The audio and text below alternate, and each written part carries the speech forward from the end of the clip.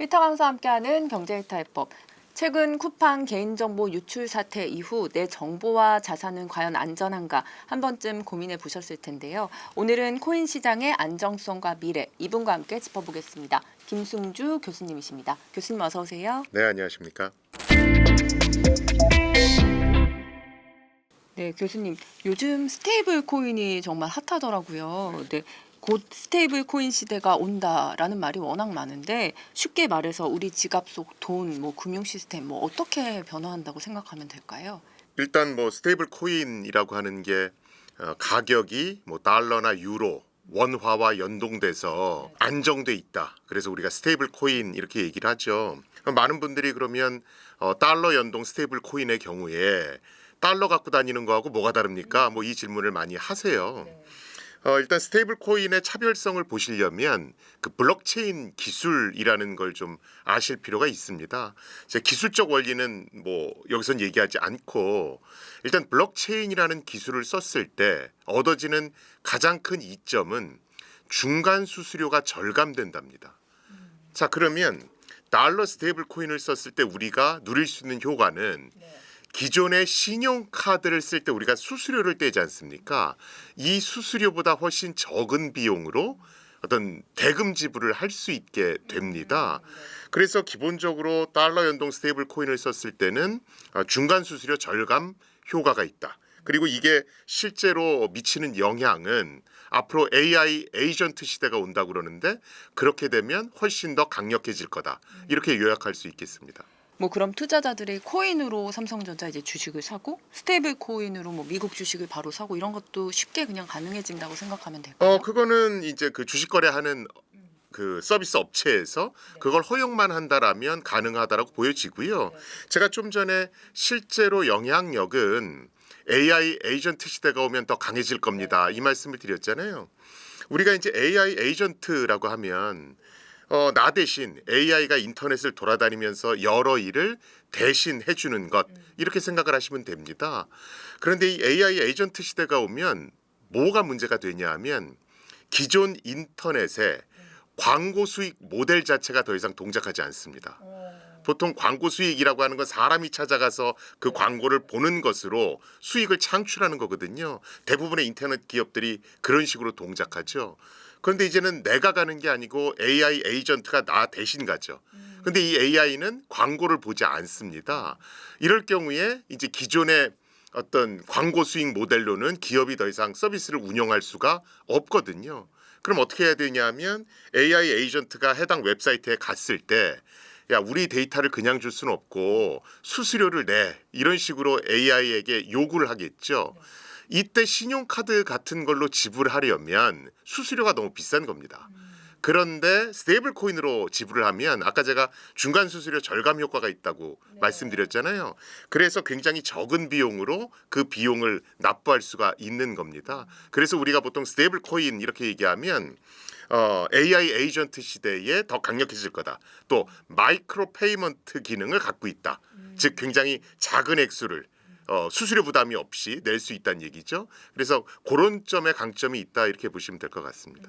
월마트나 아마존 같은 이런 글로벌 기업들도 스테이블 코인을 이제 반기는데 그 이유는 수수료 절감에 어떤 메리트를 보고 반긴다고 생각해요? 사실 그 수수료 절감이 가장 큽니다. 뭐냐면 아마존이나 월마트 같은 경우에는 단순 어떤 온라인 쇼핑몰이 아니고 글로벌하게 움직이는 온라인 쇼핑몰이잖아요. 그러다 보니까 대금을 지불할 때 신용카드 결제를 하는 경우가 많습니다. 그런데 이 신용카드 수수료가 만만치가 않거든요.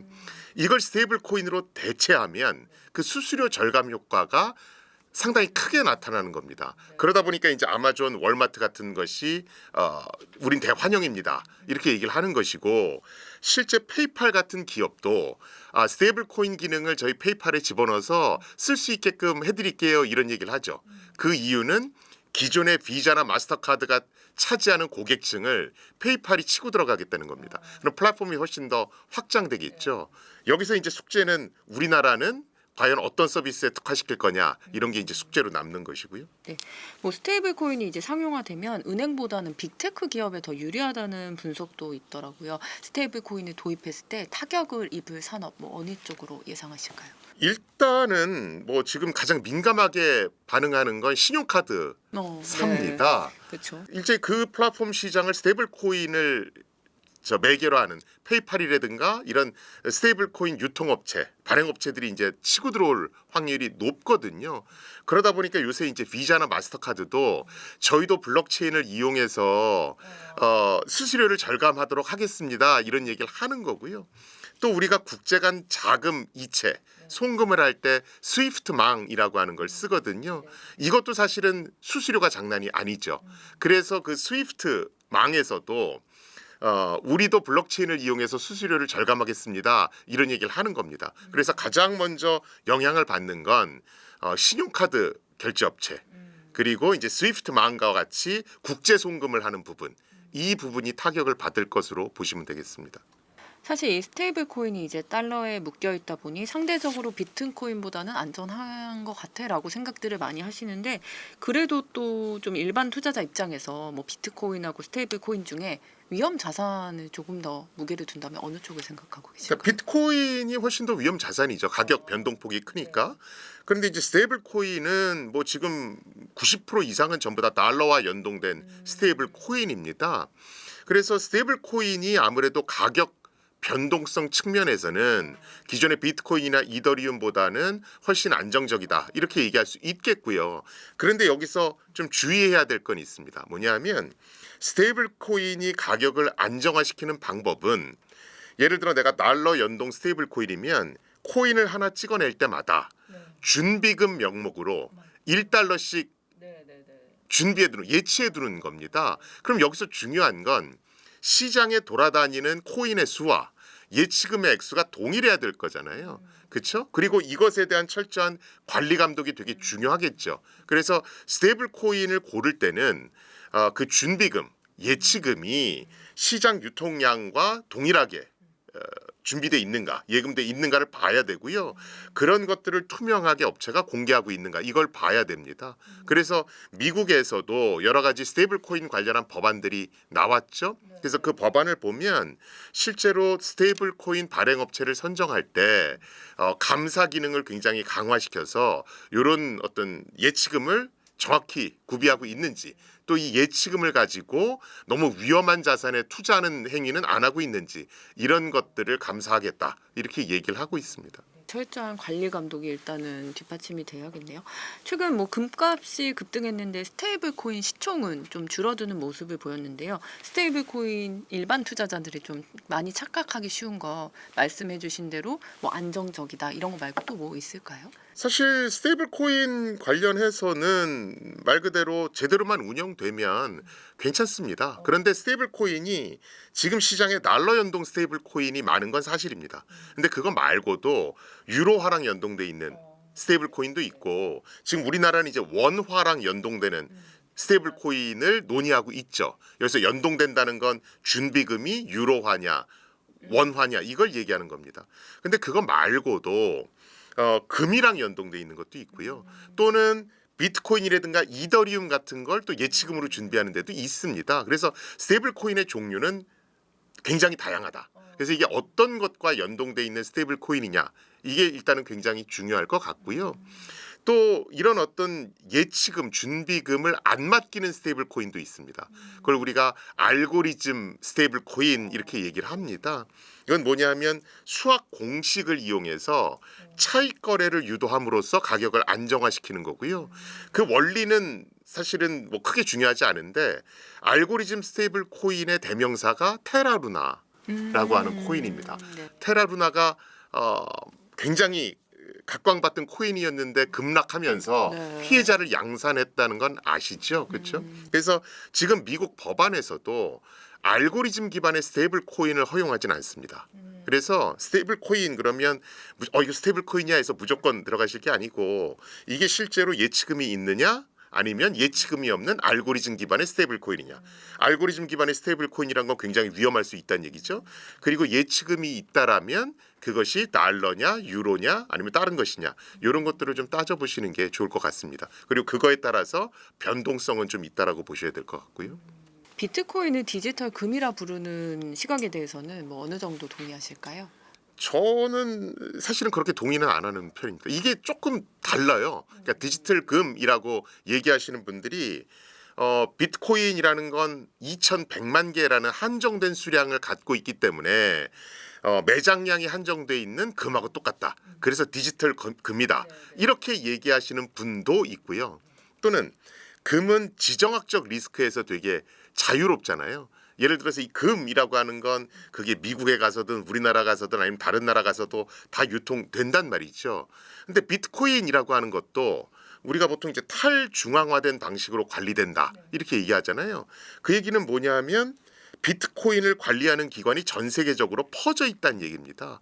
그 얘기는 비트코인도 특정 나라의 영향을 받는 게 아니라 지정학적 리스크에서 자유롭다 이렇게 얘기할 수 있겠죠. 그래서 비트코인을 디지털 금이라고 부르시는 분이 발행량이 고정돼서 금이다 이렇게 얘기하시는 분들도 계시고 지정학적 리스크에서 자유롭기 때문에 금이다 이렇게 얘기하시는 분들도 계세요. 근데 저는 디지털 금이라고 불리는 거에 대해서는 조금 동의하진 않습니다라고 제가 처음에 말씀드렸죠. 그 이유는 왜 그러냐면 비트코인은 2,100만 개로 고정돼 있는 게 맞습니다만 그렇지 않은 코인도 있습니다. 대표적인 게 이더리움이라고 하는 코인이죠. 그건 매년 발행량을 조금씩 늘려갑니다. 그래서 모든 코인은 전부 다 발행량이 고정돼 있기 때문에 금이다. 이렇게 생각하시는 건 좀 잘못된 거고요. 그다음에 지정학적 리스크 부분도 예전에는 분명히 이런 탈중앙화된 암호화폐, 비트코인이나 이더리움 같은 것들이 지정학적 리스크에서 자유로웠었고, 그렇기 때문에 어떤 금과 비슷한 패턴을 보였습니다. 근데 요새는 그렇지 않죠. 금하고 비트코인의 어떤 가격 등락의 폭이 어떤 그 패턴이 조금 다르거든요. 그게 왜 그러냐면 비트코인이 이제 투자 상품의 하나로 인식되면서 이제 대형 투자사들이 들어가기 시작한 겁니다. 그러면서 이 대형 투자사들이 달러 같은 것들을 많이 투자하다 보니까 어떻게 보면 뭐 달러나 이런 것들의 어떤 또는 주식 이런 것들의 어떤 패턴하고 굉장히 유사한 걸 보이거든요. 그래서 제 관점은 옛날에는 금이라고 부를 수 있었을지 모르겠으나 지금은 금이라고 부르기에는 발행량 관점에서도 지정학적 리스크 관점에서도 조금 좀 애매한 면이 있다. 저는 그렇게 봅니다. 사실 최근에 주식을 비롯해서 여러 자산이 다 올랐는데 비트코인만 좀 유독 힘을 좀 못 받는 모습이었거든요. 왜 그런지 좀 궁금하고 채굴량이 비트코인이 한정적이다 보니까 금처럼 이제 우상향할 거다 이렇게 보는 분들도 계신데 그렇게 교수님도 좀 생각하시는지 궁금합니다. 비트코인이 예전에는 가격 상승의 패턴이 금하고 굉장히 비슷했거든요. 그런데 이게 하나의 투자 상품이 되고 기관 투자자들이 들어오고 하면서 사실은 금하고는 조금 다른 추세를 보이고 있어요. 오히려 투자 상품화되면서 주식과 비슷한 패턴을 보이고 있거든요. 그래서 금의 어떤 가격 변동 어떤 패턴하고 지금 좀 그거와 패턴이 달라진 지는 좀 됐다. 이렇게 보셔야 될 거고 실제로 ETF 상품 같은 게 나오면서 투자 수단이 된 건 맞는데 기존 주식보다는 굉장히 불안전 자산에 가깝거든요. 가격 변동이 굉장히 큰. 그러다 보니까 그런 것들이 반영이 돼서 지금과 같은 어떤 상태가 온 것 같고요. 거기에 이제 연준 의장 임명과도 조금 관련이 있다. 이렇게 보시면 될 것 같습니다. 그래서 저는 보통 그냥 투자 상품이 세 가지가 있는데 전통적인 주식도 있고 금도 있고 코인도 있다. 그래서 얘네들은 뭐가 뭐랑 일치하는 게 아니라 조금씩은 다른 패턴을 갖고 있으니까 그냥 분산해서 보유하고 있어야 되겠다. 이렇게만 생각하시는 게 더 나을 것 같다. 이렇게 봅니다. 비트코인 시스템이 안전하다고 하는데도 해킹 피해는 계속 좀 발생을 하는데 위험한 건 사실 비트코인 자체일까요? 아니면 거래소나 지갑 같은 이런 이용 환경의 문제라고 봐야 할까요? 그러니까 뭐 비트코인뿐만이 아니고 많은 이제 암호화폐들이 블록체인이라고 하는 기술을 쓰죠. 이 블록체인이라는 기술은 종류가 굉장히 많습니다. 비트코인 정도만 돼도 어느 정도 안정화가 돼 있다라고 보시면 되는데 다른 블록체인 기술들은 불안정한 경우가 있어요. 그래서 블록체인 자체에 문제가 생겨서 코인이 해킹되는 경우가 있습니다. 하지만 어떤 메이저 코인의 경우에는 그럴 확률이 굉장히 작고요. 그래서 블록체인이 직접적으로 공격받았다라기보다는 그 주위에 있는 다른 것들, 예를 들어 거래소가 해킹을 당했다든가 아니면 우리가 은행이 해킹 안 당했다 하더라도 내 공인인증서 OTP 같은 걸 탈취당하면 내 계좌에 있는 돈을 해커가 가져갈 수 있잖아요. 그래서 비트코인이나 이더리움은 안전한데 내 개인이 해킹을 당해서 어떤 관련된 비밀키가 유출됐고 그로 인해서 내 지갑으로부터 코인이 이제 해커로 넘어가는 어떤 그런 사고들이 더 많다고 보시면 되겠습니다. 그럼 개인 투자자가 비트코인하고 스테이블 코인 좀 보유할 때 이것만큼은 좀 지켜라 하는 보안 수칙을 좀 알려주신다면 어떤 게 있을까요? 많은 분들은 아마 거래소에서 아이디 비번 등록하신 다음에 거기서 코인을 구매하실 거예요. 그런데 이거는 이제 거래소에 코인이 보관돼 있는 상황이기 때문에 거래소가 해킹을 당하는 경우에는 문제가 발생할 수 있습니다. 물론 굉장히 큰 덩치의 메이저 거래소 같은 경우에는 사고가 나면 그걸 그냥 돈으로 다 보상을 해줍니다. 근데 그렇지 않은 곳도 있거든요. 그래서 이제 보통 우리가 얘기할 때 이제 단타로 매수 매도를 하셔야 되니까 일정 부분은 거래소에 남겨두시더라도 또 일부분은 개인이 직접 보관하십시오. 이런 얘기도 합니다. 그래서 요새는 이런 것들을 좀 많이 아시기 때문에 큰 규모로 투자를 하시는 분들은 일정 부분은 거래소에 놓고 계시고 일정 부분은 개인이 직접 전자지갑을 만들어서 관리하시는 경우가 있어요. 근데 이제 문제는 개인이 직접 관리하는 경우에 비밀번호를 잊어버리면 복구가 안 되는 문제가 있습니다. 그래서 그런 것들만 조심하시면 뭐 거래소와 내 개인 보관 이걸 어느 정도 비율로 나눠서만 하신다라면 뭐 지금은 보안 기술 수준이 올라가서 큰 문제는 없을 거다라고 봅니다. 스테이블 코인이 확 컸다가 최근에는 좀 잠잠한 분위기인데요. 그 원인은 좀 뭐라고 생각하시는지 궁금하고 향후 성장 가능성 어떻게 보시는지 궁금합니다. 그러니까 이게 스테이블 코인이 뜬 건 이제 트럼프 행정부에서 지니어스 법안을 통과시키기 때문에 그랬습니다. 근데 이 지니어스 법안은 지금 완결된 법안은 아닙니다. 세부적인 내용들이 다 채워져야 되거든요. 그래서 지금 미국에서도 달러 연동 스테이블 코인을 발행하고 유통하는 기관들이 되게 많지만 지니어스 법안에 따라서 그것이 정부의 허가를 받은 회사인지 아닌지 이것들은 아직은 미정입니다. 그래서 많은 스테이블 코인 업체들이 정부의 그 법에서 허가받는 그런 코인업자가 되기 위해서 노력을 하는 거고요. 그런 것들이 있기 전까지는 가격이 이렇게 왔다 갔다 할 겁니다. 그리고 시총도 뭐 늘어났다 줄어들었다 이런 것들을 보일 거고요.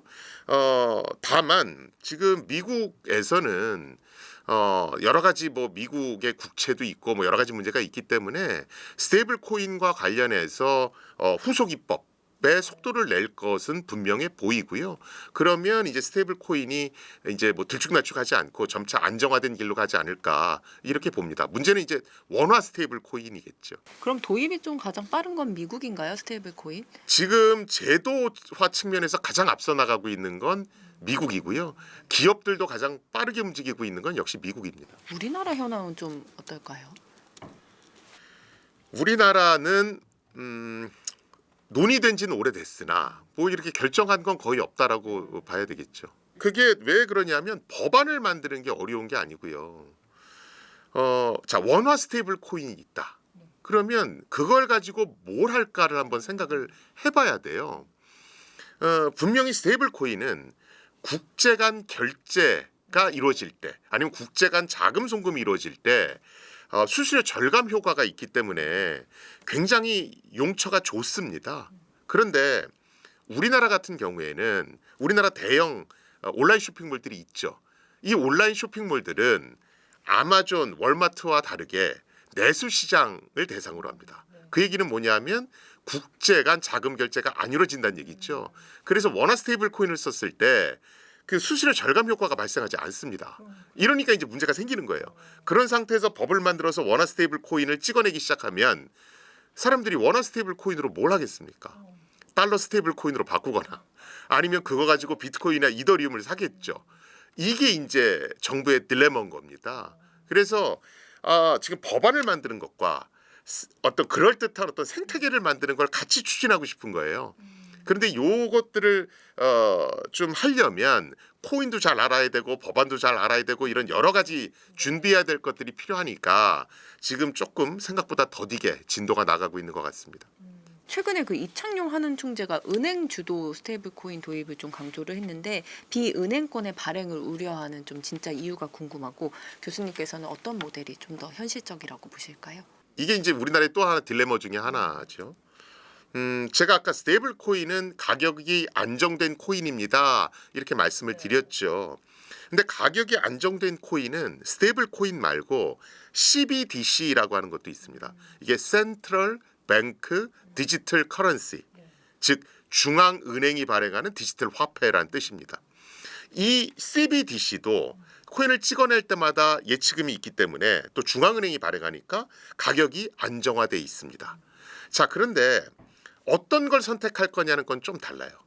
미국은 우리는 CBDC 안 합니다. 우리는 달러 연동 스테이블 코인을 할 겁니다. 이걸 굉장히 명확히 했습니다. 그리고 미국은 기본적으로 어떤 페이먼트와 관련된 혁명은 민간 기업이 주도했거든요.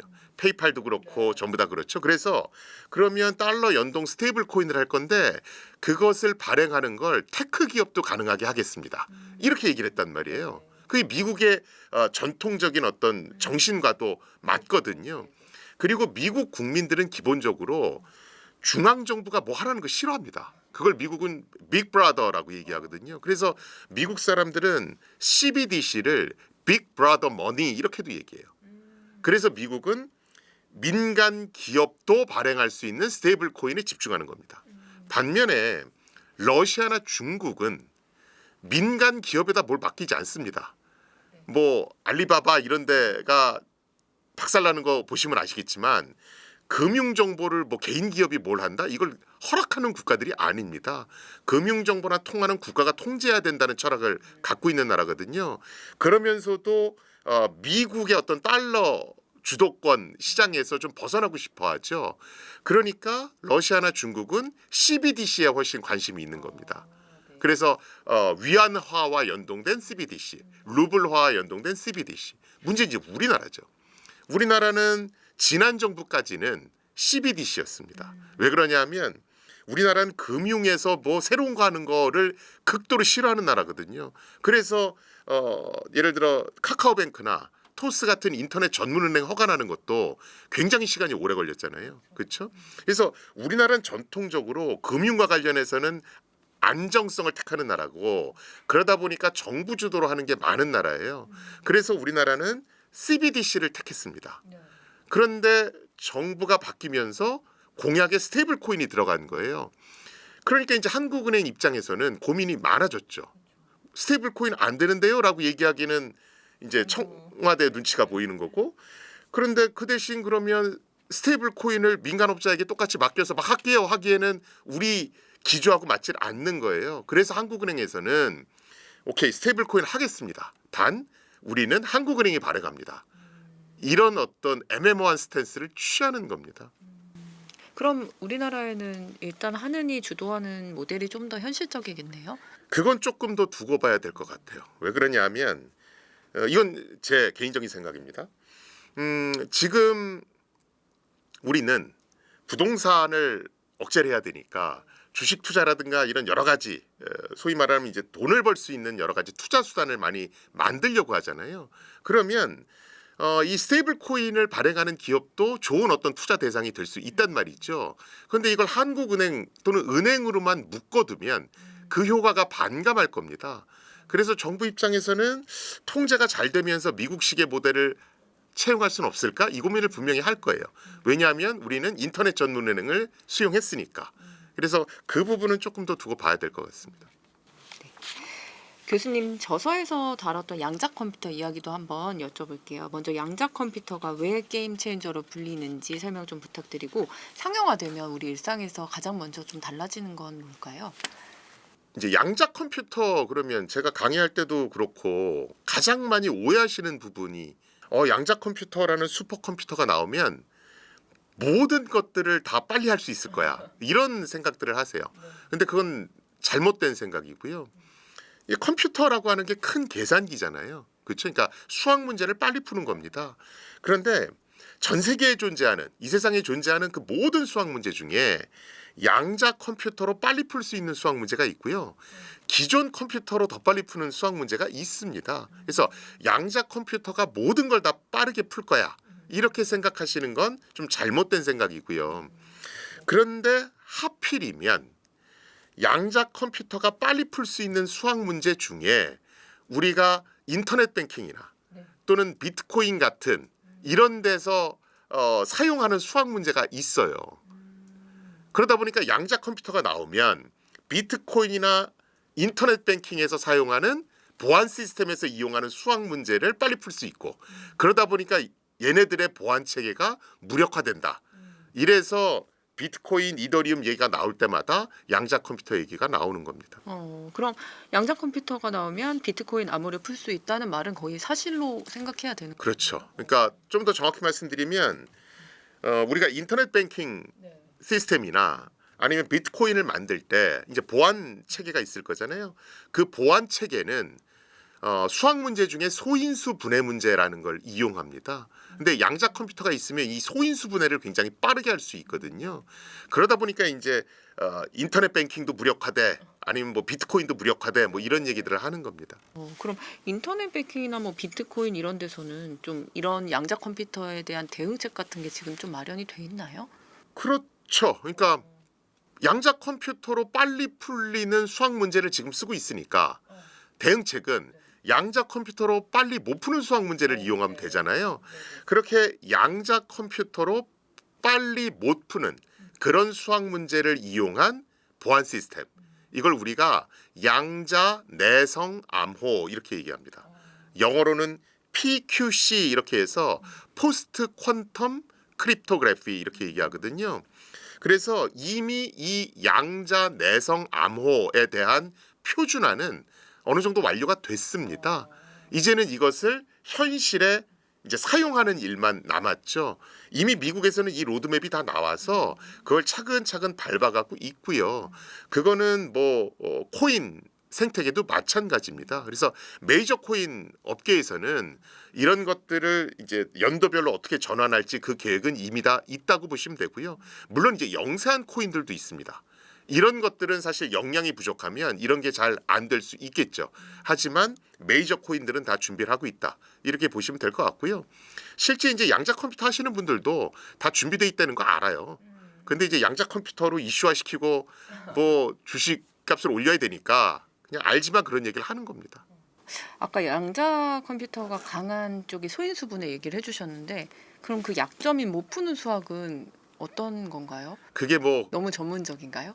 조금 전문적입니다. 이렇게 뭐 레티스 격자 문제부터 시작해서 몇 가지 수학 문제들이 있고요. 이미 그런 것들을 기반으로 뭐 전자서명 기술이라든가 뭐 암호화 기술이라든가 이런 건 다 있다라고 보시면 됩니다. 실제로 지금 미국은 양자 컴퓨터가 실제로 위협적으로 다가오는 시기를 2030년에서 35년 정도로 보고 있어요. 그래서 2030년까지는 기존의 암호 시스템을 가급적 안 사용하는 게 좋겠다. 이런 식으로 이제 권고하고요. 늦어도 2035년까지는 모든 걸 다 교체시켜 놓겠다. 이런 계획들을 세워놓고 있습니다. 그래서 그 로드맵이 생각보다 구체적으로 돼 있다라고 보시면 되고요. 우리나라도 한국의 양자 내성 암호 도입 계획에 대해서 국가정보원이 이미 발표한 바가 있습니다. 보안 그럼 전문가로서 양자 컴퓨터 같은 이제 미래 기술이 더 무서운 건지 아니면 당장의 이제 해킹 사고들이 더 무서운 건지 어떻게 보세요? 당장의 사고들이 더 문제죠. 왜 그러냐면 아직 벌어지지 이거는 않은? 지금 벌어지는 일이니까 지금 당장의 해킹 사고들이 문제인 거고요. 뭐 해킹 사고 관련해서는 뭐 작년에 이미 많이 보셨으니까 이게 얼마나 심각한 건지 아셨을 거잖아요. 근데 많은 분들이 조금 잘못 아시는 것들이 작년 같은 경우에도 제가 방송 나가면 요새 왜 이렇게 해킹을 많이 당하죠? 뭐 이런 얘기를 되게 많이 하세요. 근데 그건 좀 잘못된 거고요. 그 민관합동조사단 수사 결과를 보면 해킹이 이루어진 시점, 그러니까 최초에 침투했던 시점은 거의 대부분이 2, 3년 전입니다. 근데 작년에 많이 언론에 보도가 된 거예요. 그래서 우리는 우리가 알지 못하는 사이에 이미 많이 뚫리고 있었다. 이미 털렸네. 네. 그러니까 올해도 아마 뚫린다는 얘기는 계속 나올 거다. 그러니까 지금 뚫리고 있는 걸 원상복구하는 게 훨씬 더 큰 문제지. 2035년에 나올 양자 컴퓨터를 준비하는 것은 사실은 중요하지만 그렇게 시급한 문제는 아닙니다. 마지막으로 양자 컴퓨터와 보안, 암호화폐가 이제 뒤섞인 흐름 속에서 투자자가 좀 냉정하게 경계해야 할 리스크 또 기회를 좀 짚어주신다면 어떤 게 있을까요? 저는 언론 보도에 너무 민감하지 않으셨으면 좋겠어요. 그러니까 이렇게 보면 야 이거는 정말로 여러 번 나온 얘기인데 또 언론에서 이렇게 쓰네. 또 이분들이 또 이걸 이렇게 붙여서 또 인터뷰를 이렇게 하시네. 뭐 이런 것들이 되게 많아요. 근데 언론에 이제 그런 게 날 때는 정부 부처 홈페이지를 들어가 보시면 됩니다. 그러면 여러 가지 로드맵이라든가 이런 것들이 굉장히 정확하게 기술돼 있거든요. 특히나 미국의 어떤 표준 기구들 우리가 보통 NIST, NIST에서 NIST라고 얘기하는데 이 니스트 홈페이지에 가보면 실제로 각종 보안 표준과 관련된 여러 가지 세부 스케줄들이 다 나와 있어요. 이런 것들을 보시면 사실은 막 언론에서 떠드는 게 너무 좀 빠르다. 아니면 늦다. 뭐 이런 것들을 미루어 짐작하실 수 있을 겁니다. 최근에 저도 이 기사를 봤는데 북한 인력이 평양에 있으면서도 해외 기업의 원격 개발자로 위장 취업을 했더라고요. 이런 위장 취업이 일단 어떻게 가능한지 너무 궁금합니다. 이게 이제 코로나 시대를 거치면서 이런 일이 많아졌다라고 보시면 돼요. 그러니까 미국이란 나라는 원래 재택근무를 많이 하던 나라지만 코로나 그리고 그 이후에 재택근무가 더 많아졌거든요. 그러면서 이제 외국에 사는 개발자들이 미국 내로 들어가지도 못하고 뭐 이랬잖아요. 그러다 보니까 신분증 정도만 위조라면 쉽게 다른 나라 사람인 것처럼 위장을 할 수가 있는 거예요. 그러니까 북한 사람이지만 뭐 다른 나라 사람인 것처럼 위장을 한다는 거죠. 그러면서 이제 외국 기업들에 취직하는 게 가능해졌다. 이렇게 보시면 되고요. 그래서 요새는 외국 같은 경우에도 재택근무를 조금 줄이고 있는 추세입니다. 그래서 실제로 미국에 와서 근무하라든가 뭐 이런 것들이 좀 많아지고 있는 추세고요. 이런 어떤 신원 확인 같은 것도 예전보다는 조금 더 철저하게 하고 있거든요. 그래서 이런 것들은 앞으로 갈수록 조금 더 줄어들지 않겠는가 이렇게 봅니다. 이게 북한 해커였었는데 이들이 그러면은 이렇게 위장 취업하는 궁극적인 목적은 뭘 노리고 이렇게 하는 걸까요? 해킹이라고 하는 것은 우리가 이제 백도어라고 부르는 어떤 그런 어떤 취약점을 프로그램에 심는 데서부터 시작하거든요. 예를 들어 컴퓨터 프로그램에 심을 수도 있고 하드웨어 장비에다 심을 수도 있습니다. 예를 들어서 지금 MTN 방송도 아마 전자결제 소프트웨어 이런 거 쓰실 거예요. 그럼 만약에 제가 북한 해커라면 그 전자결제 솔루션을 만드는 업체에 취업을 하는 겁니다. 예를 들어 뭐 연변 에 사는 사람인 것처럼 위장해서 취업할 수 있잖아요. 한국에 또 일하시는 분들 많이 계시니까. 그래서 전자결제 소프트웨어를 만들면서 거기에 백도어 해킹 프로그램을 몰래 심어놓는 거예요. 그걸 MTN에서 받아들여 쓰시면 외부에서 공격하기가 훨씬 쉬워지겠죠. 이런 것들을 노리고 하는 겁니다. 뭐 외화벌이 같은 것도 좀 노렸다고 볼 수 있을까요? 이렇게 해서 해킹을 하면 예를 들어 개인정보 같은 거 탈취할 수 있을 거 아니에요. 또는 MTN에 있는 여러 가지 정보들을 전부 다 내가 랜섬웨어 악성 코드를 이용해서 다 암호화시켜요. 그럼 방송 못 하실 거잖아요. 그러면서 이거 하시고 싶으면 저한테 코인을 어느 계좌로 보내주세요. 그럼 저한테 코인이 올 거고 그럼 그중에서 일부는 북으로 보내는 거고요. 나머지는 내 생활 자금으로 쓰는 겁니다. 과거 경찰 발표로 사실 그 업비트 해킹 사건의 배후가 북한 이미 공식 확인되기도 했었는데 실제 이제 북한 해커 조직 뭐 라자루스 등의 수준이 어느 정도라고 봐야 할까요? 이건 뭐 제가 얘기해봤자 쟤는 정보보호 하는 애니까 또 저 불안감 조성한다고 얘기하실 거잖아요. 그래서 그냥 객관적인 거 갖고 말씀을 드릴 수밖에 없는데 사실은 북한의 해킹 수준을 평가하는 건 되게 어렵습니다. 이 친구들이 뭐 국제대회 나오는 것도 아니고 뭐 그러니까. 그런데 아주 희한하게도 몇 년 전에 북한의 어떤 뭐 김일성 대학이나 이런 유명 대학의 대학생들이 전 세계 대학생 프로그래밍 경진대회 여기에 나왔어요. 그래서 굉장히 좋은 성적을 거둡니다. 이제 한국 대표로 뭐 서울대라든가 카이스트라든가 고대가 나갔는데 그 대학들하고 거의 비슷했어요. 스탠포드 대학 팀보다는 더 우위였습니다. 그리고 실제로 고려대학교 팀을 인솔해서 가신 지도 교수님이 계셨는데 그분이 그 북한 학생들 문제 푸는 걸 보셨거든요. 기초가 굉장히 탄탄하다. 굉장히 빠른 속도로 문제를 푼다. 이 얘기를 하셨어요. 그래서 북한의 학생들이 기본적으로 컴퓨터의 어떤 기본 베이스가 굉장히 좋다. 이렇게 보시는 게 정확할 거고요. 그런데 이 친구들을 골라서 해킹을 가르치면 이 친구들이 실력만 되면 북에서 있을 필요가 없단 말이죠. 북한은 인터넷 환경이 안 좋기 때문에 북한에서 해킹을 할 수는 없거든요. 그러니까 이 친구들이 이제 중국 쪽으로 나가거나 유럽 쪽으로 나가서 해킹을 하게 됩니다. 그럼 이제 외국 생활을 할 수 있잖아요. 이게 이제 이 친구들한테는 굉장한 동기부여가 되는 거예요. 우리나라 같은 경우는 뭐 축구나 이런 거 대표팀 가면 원래 실력보다 더 좋은 성적을 내잖아요. 이게 이제 병역 면제가 굉장히 강력한 동기부여가 된다고 얘기를 하죠. 근데 북한은 일본 컴퓨터 실력도 좋은데 거기다가 똑똑한 애들은 의대를 가는 게 아니라 너 해킹해 그러면 해킹을 하고 거기다가 이 친구들이 잘만 하면 외국 생활을 할 수 있기 때문에 이게 강력한 동기부여가 되고 그러니까 해킹도 잘한다. 이렇게 보시는 게 맞을 겁니다. 그럼 실력은 우리나라와 거의 비등한 수준으로 그냥 평가할 수 있을까요? 우리나라도 잘하는 편이에요. 그래서 실제 뭐 해커들의 월드컵 그래서 뭐 데프콘이라고 하는 아주 유명한 해킹 대회가 있습니다. 여기는 뭐 본선에만 진출해도 어디 회사 취업하는데 이력서에 막 쓸 수 있는 정도다. 이렇게 얘기를 하는데 한 30년 정도 되는 역사상 아시아 국가가 1등한 적이 한 번도 없어요. 그런데 대한민국이 최초로 우승했고 2번이나 우승을 했습니다. 그래서 대한민국이 굉장히 잘한다라고 보시면 되고요. 그런데 북한도 여기에 떨어지지는 않습니다. 근데 문제는 뭐냐면 우리가 이제 사이버 공격, 해킹 이런 거 얘기할 때 그 나라의 인터넷 의존도라는 걸 항상 따져요. 인터넷 의존도는 평상시 생활할 때 인터넷을 얼마나 자주 이용하느냐, 생활 전반에 얼마나 밀접하게 관련돼 있느냐 이걸 따지는 겁니다.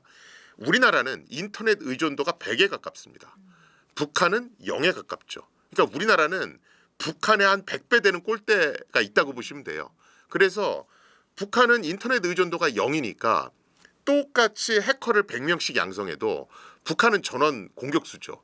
우리는 전원 수비수야 되고. 그런데 공격보다는 수비가 항상 어렵거든요. 그러다 보니까 우리나라 상황이 그렇게 녹록지는 않다. 이렇게 보셔야 될 것 같습니다. 이게 보안에 그렇게 사활을 걸고 있음에도 사실 전 세계 북한 해커들한테 좀 속수무책으로 뚫리는 경우들이 있잖아요. 북한 해커들이 강할 수밖에 없는 이유가 뭐 선발 시스템 같은 거에서 우리나라와 좀 다를까요? 어릴 때부터? 거기는 똑똑한 애들이 의대 안 가잖아요. 하라는 거 하니까 일단 굉장히 우수한 자원들이 투입된다라고 보시면 되고요. 그 다음에 아까 말씀드렸듯이 강력한 동기부여. 이미 북한의 이런 사이버 공격 부대 뭐 이런 것들은 이미 그 이전 세대부터 그런 것들을 전부 다 튼실하게 만들어놨다. 이렇게 보시면 돼요. 우리가 김일성이 있었고 그 다음에 김정일이 있었고 김정은 이렇게 이어지지 않습니까? 사이버 공격의 중요성을 인지한 건 김정일 때부터입니다. 그래서 뭐 인터넷은 총이다 뭐 이런 교지를 내린 것도 김정일 때예요. 그래서 이미 사이버 부대는 그때 만들어지기 시작했다고 보시면 되고요. 그걸 적극적으로 활용하고 있는 게 지금 세대라고 보시면 돼요. 근데 우리는 사실은 대통령이 직접 어떤 사이버 공격의 어떤 해커의 중요성 이런 걸 얘기한 게 그렇게 오래전부터는 아니거든요. 게다가 우리가 실전을 통해서 익혀진 것과 도장에서 배우는 건 좀 다르잖아요. 아무래도 북한은 실전을 통해서 계속 기술력을 습득하다 보니까 어떤 기술의 어떤 상승 속도가 굉장히 빠릅니다. 그러다 보니까 이게 전 세계적으로 굉장히 위협적이 되는 거고요. 그런데 이제 그 부분과 관련해서는 미국 대통령들의 말을 좀 볼 필요가 있어요. 버락 오바마 대통령 때 비례적 대응이라는 표현을 쓴 적이 있습니다. 이건 사실은 굉장히 중요한 말이거든요. 뭐냐면 아까 제가 인터넷 의존도가 북한은 0에 수렴한다고 그랬잖아요. 그래서 많은 분들이 우리가 사이버 공격, 해킹을 당하면 왜 우리는 역으로 북한을 공격 못해? 뭐 이런 얘기를 하세요.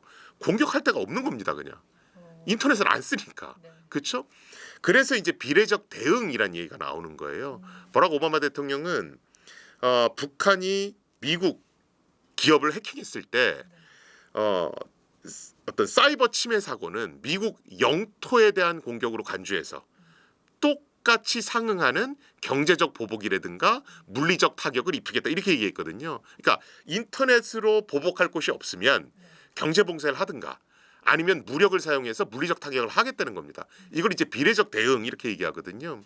근데 우리는 과연 비례적 대응을 쓸 수 있는가? 이게 애매모호한 거예요. 경제적 타격을 입히려면 러시아나 중국이 우리의 동참을 해줘야 되고 미사일 쐈다가는 우리가 바로 또 보복당하잖아요. 그러니까 우리가 쓸 수 있는 수단이 그렇게 많지 않은 겁니다. 그러다 보니까 계속해서 방어에 집중하는 그런 어떤 수세적인 상황이 연출되는 거고요.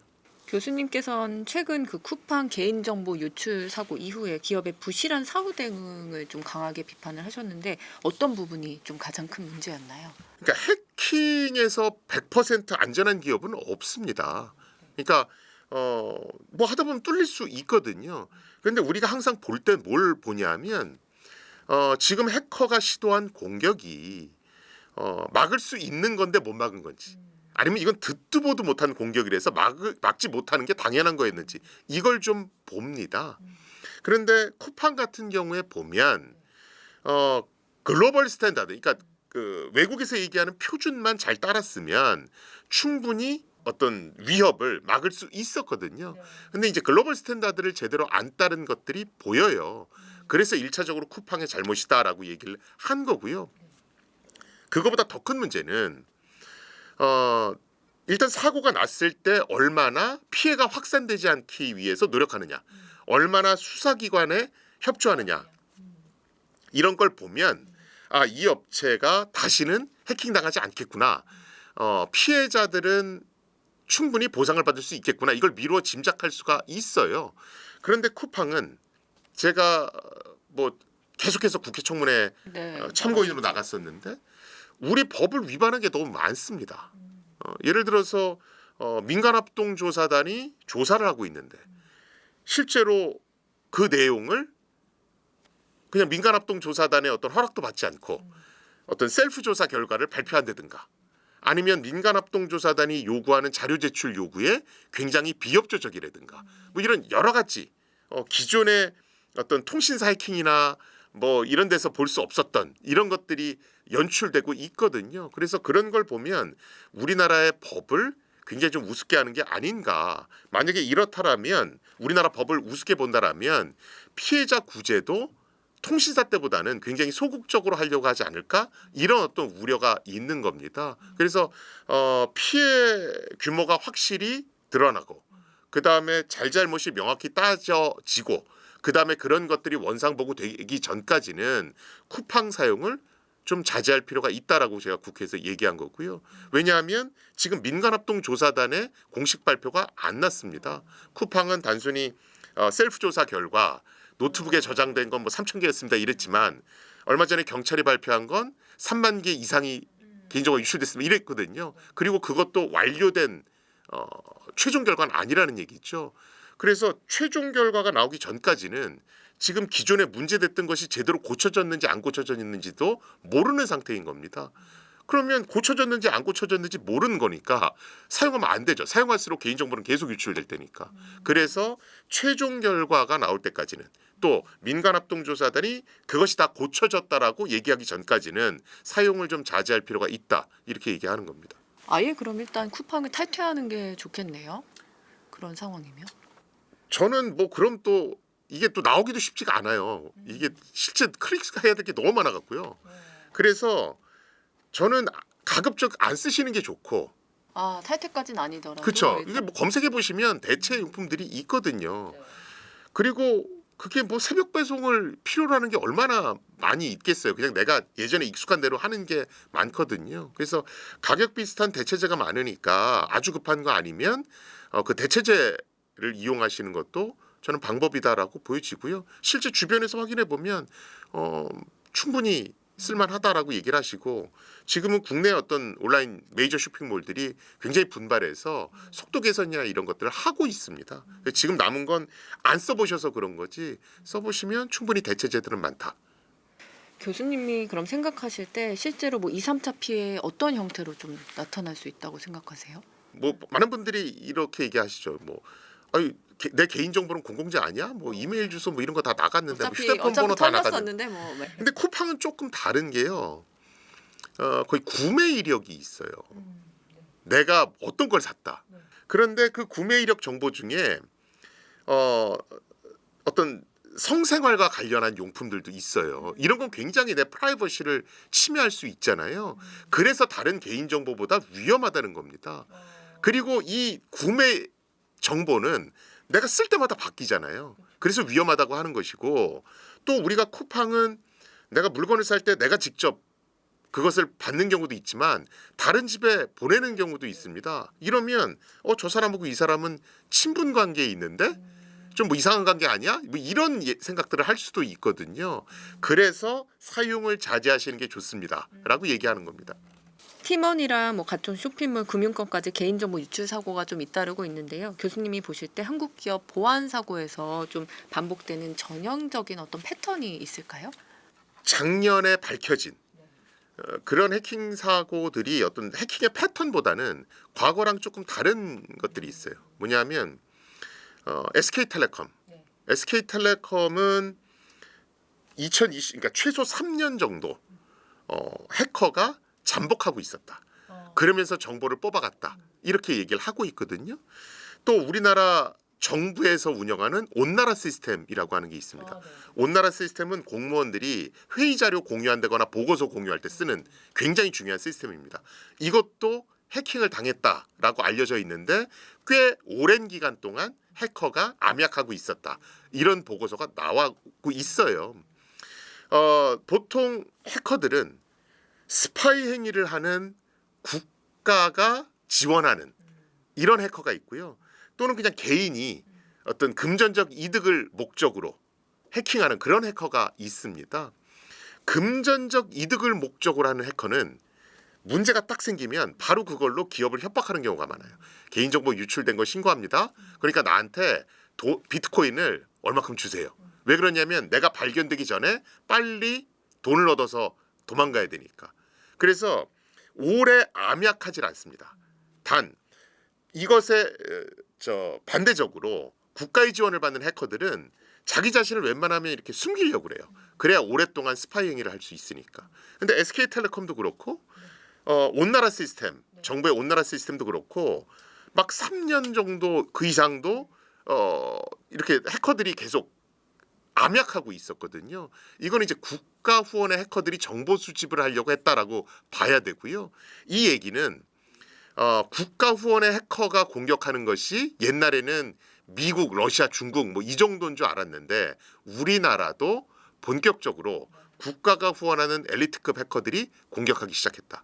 그래서 이제는 한 단계 높은 방어 체계를 구축하려고 노력해야 된다.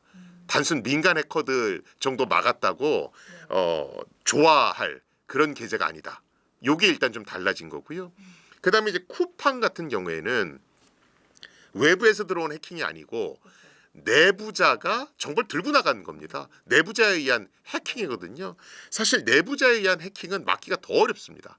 그런데 미국 같은 경우에는 예전에 에드워드 스노든 사건이라는 게 있었습니다. NSA에서 근무하던 에드워드 스노든이란 직원이 미국이 테러를 막는다는 명분으로 시민들의 정보를 이렇게 막대하게 수집합니다. 이 관련된 자료를 다 들고 나갔던 적이 있거든요. 이때 이후로 미국이나 유럽은 내부자 통제, 내부자 해킹에 굉장히 공을 많이 들입니다. 근데 우리나라는 그게 준비가 안 됐었거든요. 그래서 작년에 일어난 통신사 해킹이나 쿠팡 해킹이 주는 교훈은 이제 우리나라도 국가 후원의 엘리트급 해커들의 대상이 됐다. 그리고 내부자 통제를 훨씬 강화해야 된다. 이게 이제 숙제로 떨어지는 거고요. 그런 것들을 이제 올해부터 잘 이제 방어 체계를 만들어 놔야 되겠죠. 마지막으로 그렇다면 개인은 이런 사고가 앞으로 뭐 완전히 막는 게 현실적으로 좀 불가능해 보이는데 어떻게 하면 좀 대응을 확실하게 할 수 있고 평소에 좀 가져야 할 보안 습관이라면 어떤 게 있을까요? 사실은 뭐 통신사, 뭐 SKT, KT, LG 플러스, 뭐 쿠팡 개인이 할 수 있는 게 없죠. 네. 그 사람들이 맞아요. 잘못한 건데요. 뭐. 그렇죠? 그러니까 개인이 억울한 거죠. 그럼에도 불구하고 개인이 할 수 있는 걸 일단 말씀을 드리면 이제 비밀번호 변경 뭐 이런 얘기를 많이 하시는데 사실은 비밀번호 뭐 이렇게 자주 바꾸고 하는 이런 것들이 해커를 막을 수 있는 시대는 이미 지났습니다. 그리고 비밀번호 바꾸세요 해봤자 뭐 두세 개 정해놓고 계속 돌려가면서 쓰시거든요. 그래서 이건 별 효과가 없고요. 외국은 일회용 비밀번호를 사용할 것을 적극 추천합니다. 그래서 우리가 아이디 비번을 입력한 다음에 뭐 휴대폰을 이용해서 문자 메시지를 받아서 한다거나 아니면 뭐 소프트웨어적으로 뭐 마이크로소프트 OTP, 구글 OTP 같은 걸 이용해서 일회용 비밀번호를 이용하는 경우가 있습니다. 이런 걸 좀 적극적으로 쓰실 필요가 있어요. 저 같은 경우도 모든 인터넷 서비스는 전부 다 이중 인증을 합니다. 아이디 비번도 하는데 추가적으로 소프트웨어형 일회용 비밀번호를 쓴다든가 아니면 문자 메시지를 이용한 일회용 비밀번호 쓰거든요. 이렇게만 해도 굉장히 안전해지고요. 지금 외국에서는 이런 일회용 비밀번호를 추가로 쓸 것을 적극적으로 권장하고 있습니다. 그래서 지금 이 방송을 보시는 개인분들도 가급적 일회용 비밀번호를 쓰는 걸 좀 생활화하시는 게 좋을 것 같고요. 두 번째로는 우리가 휴대폰이든 아니면 PC든 간에 소프트웨어 업데이트 하세요 이런 공지가 뜨잖아요. 이런 건 좀 바로바로 하셨으면 좋겠어요. 왜냐하면 소프트웨어 업데이트 하세요라는 공지는 나만 보는 게 아니고 해커들도 보거든요. 그럼 해커들이 이걸 이렇게 보면 어느 부분에서 문제가 생겼나 보다. 이걸 이제 알 수 있죠. 그러면 이제 그거를 역으로 분석을 해서 공격하는 해킹 도구를 만들어서 막 뿌려댑니다. 그래서 업데이트는 즉각적으로 하시는 게 좋습니다. 저 같은 경우는 아침에 일어나면 뭐 이렇게 세수하고 준비할 거 아니에요. 그때 그냥 업데이트는 기본적으로 해놓습니다. 그 업데이트 실행 이렇게 해놓고서는 하면 되거든요. 그래서 업데이트는 매일매일 그냥 생활 습관처럼 하시면 좋겠다. 사실은 이 두 가지만 지켜도 개인의 보안 수준은 굉장히 올라갑니다. 여기에 더해서 마지막으로 부탁드리고 싶은 것은 요새 뭐 웹캠 같은 거 되게 많잖아요. 반려견을 키우셔서 그럴 수도 있고 굉장히 많은데 카메라 달린 모든 것들은 가급적 안 쓰시는 게 좋은데 그럴 수가 없으니 테이프 같은 걸 좀 불투명 테이프 같은 걸 좀 안 쓸 때는 붙여 놓으셔라. 그래서 카메라가 꼭 필요할 때만 테이프를 이렇게 떼고 쓰시면 되잖아요. 그렇죠? 인터넷에 굉장히 화제가 됐던 그런 어떤 사진이 하나 있는데 그게 뭐냐면 지금은 이름을 메타로 바꿨죠. 옛날에 페이스북. 거기에 오너는 마크 주커버그잖아요. 마크 저커버그 회사 컴퓨터가 이렇게 사진으로 찍힌 적이 있어요. 마크 저커버그가 쓰는 노트북에 그 카메라 있는 부분에는 테이프가 이렇게 붙여져 있습니다. 그러면 사람들이 마크 저커버그가 컴퓨터를 못하는 사람은 아닌데 얼마나 카메라 웹캠 해킹이 대중화돼 있으면 저 사람도 저걸 저렇게 붙여놓을까 이랬거든요. 그래서 카메라는 굉장히 위협적인 도구이기 때문에 가급적 테이프를 다 붙여놓으시고 필요할 때만 그걸 떼서 쓰시는 게 안전합니다. 이 세 가지만 지키셔도 내 주변에 또는 내 자신을 굉장히 안전하게 유지할 수 있다. 저는 그렇게 봅니다. 오늘은 개인정보 유출 사태부터 코인 시장의 안정성, 양자 컴퓨터와 블록체인까지 짚어봤습니다. 오늘 말씀 나눠주신 교수님 감사합니다. 네, 고맙습니다.